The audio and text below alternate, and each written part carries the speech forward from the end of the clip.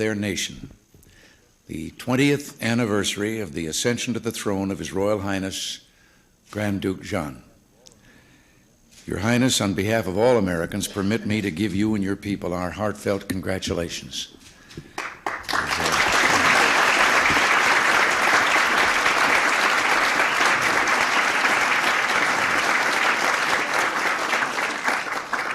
It's a deep honor to welcome you to the White House as you begin your visit to our country. Permit me to add that when you reach California, Nancy and I would like you to give that great state our love. You see, as the result of a certain political exercise that concluded a week ago, it looks as though we won't be living back there for, maybe not till 1989.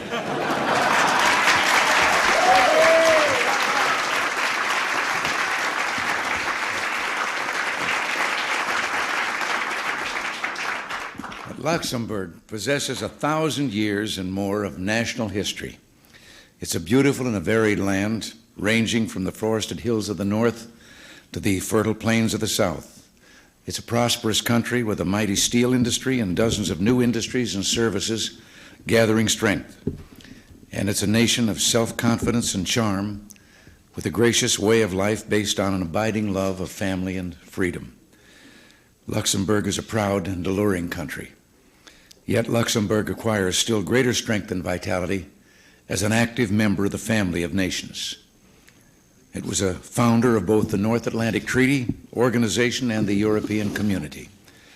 In your free and fair world trade, Luxembourg has set an example for all nations to follow and shown the world that prosperity comes not with less, but with more international trade. Individual Luxembourgers have rendered outstanding diplomatic services. Robert Schuman, one of the leading advocates of a united Europe, was a native of your country. Joseph Beck was instrumental in bringing the European coal and steel community to Luxembourg in 1951. And men like Gaston Thorn and Pierre Werner have played memorable roles in world diplomacy. Over the years, relations between Luxembourg and the United States have been those of close and abiding friends. We view with the deepest respect your contributions to NATO, including the registration of AWACS aircraft and your splendid efforts during the Enforcer exercises. And we look forward to consulting closely with your government when Luxembourg assumes the presidency of the Council of the European Community during the latter half of next year. Your Highness, we in the United States are convinced that the Western world faces a future of strength and prosperity. In recent years, the Western allies have stood together against the bluff and bluster of our adversaries and become more firmly united than ever. And although all of us have passed through difficult periods of economic adjustment, many of our basic industries are becoming more efficient, and breakthroughs in high technology and other new fields are leading our nations into a time of sustained growth. For Luxembourg, America, and so many other free nations, today our future promises not stagnation and decline, but opportunity and hope. And tonight, as we look to the future, it's fitting to remain mindful of our past. 40 years ago, Your Highness, Americans and Luxembourgers fought side by side to liberate your nation. Throughout America today, there are thousands of men who can still recall the tear-streaked faces of your people when they realized that at long last they were free. To me, the most memorable story is about a strapping young American named George Mergenthaler. For several weeks, George was stationed in the village of Eichweiler in World War II. He had a winning personality, and before long, the good people of Eichweiler took him into their homes and hearts. They told him what life in the village had been like before the war and then during the Nazi occupation. And George, in turn, opened his heart. He told the people that he was an only son, told them all his hopes for when the war was over. And in those few weeks, a deep bond formed between the people of that ancient village and the amiable young Yankee. Sometime afterward, the people of Eichweiler learned that George had taken part in a fierce battle on the plains between Luxembourg and Belgium, It was called the Battle of the Bulge, and it cost George his life. Today, 40 years later, there is still a plaque honoring George Mergenthaler in the ex-Eichweiler village church.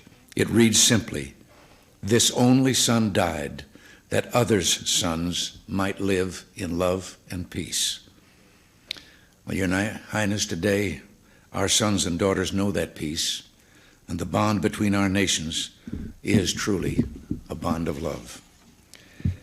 Now, ladies and gentlemen, if you would please join me in a toast to their Royal Highnesses, the Grand Duke and Duchess of Luxembourg, our friends.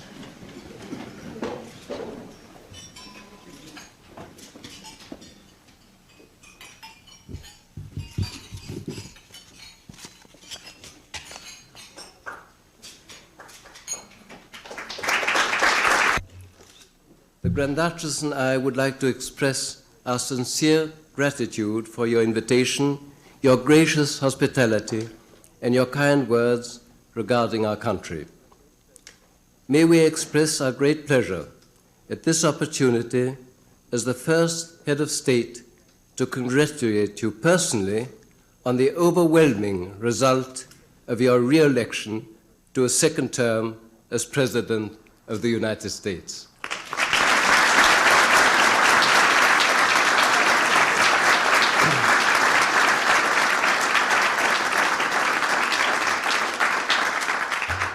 As a matter of fact, Mr. President, we had never any doubt about the outcome.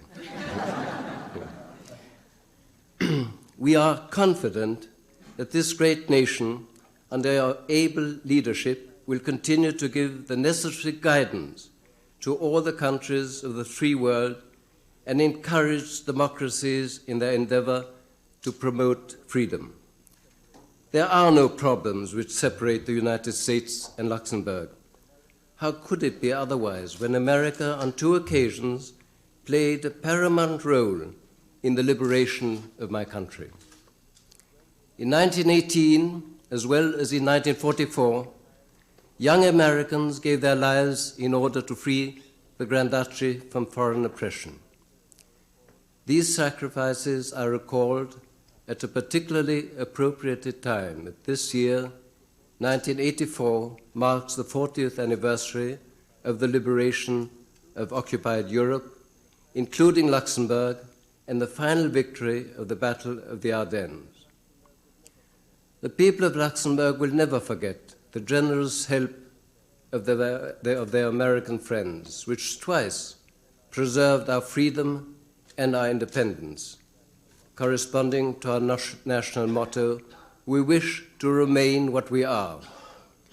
This is the reason why, after leaving Washington, I will visit Colorado Springs in order to pay tribute to the American Army and Air Force.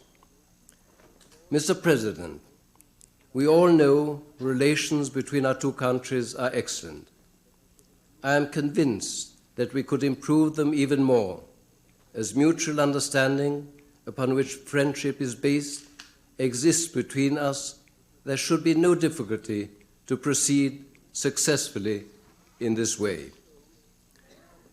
Back home, my countrymen follow with interest and pride this visit of their head of state.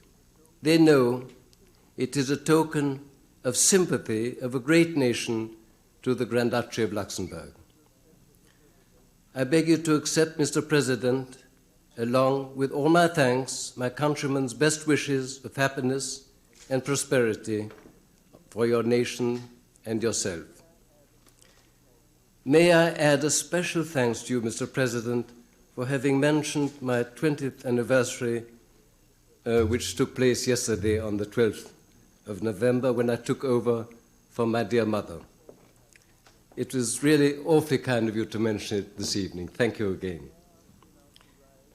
May I ask you now to rise for a toast to the President of the United States of America, to the well-being and the prosperity of the American people, and to the friendship between Luxembourg and the United States.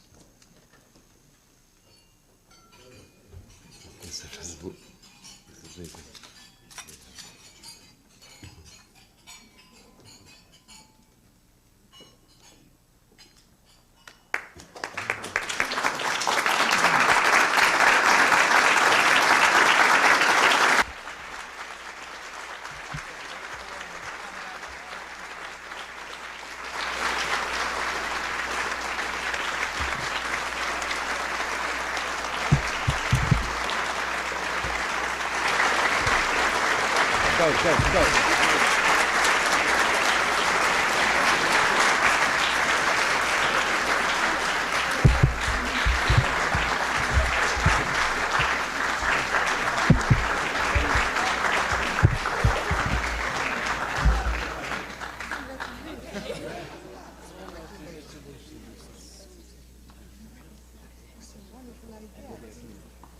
What a wonderful idea to do it on the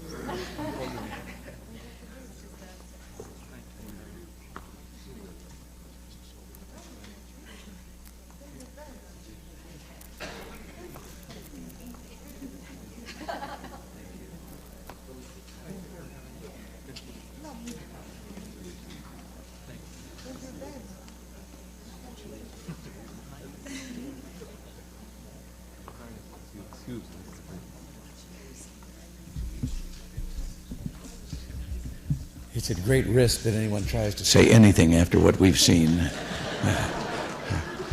But Twyla Tharp, for 20 years now, has been doing so much in modern dance and has been in demand by movie producers and TV producers, and has contributed so much to classical ballet companies, and this, her own company, she is, I think, has created and made over 70 programs of dance. Am I right? I hope so. Yes, she has.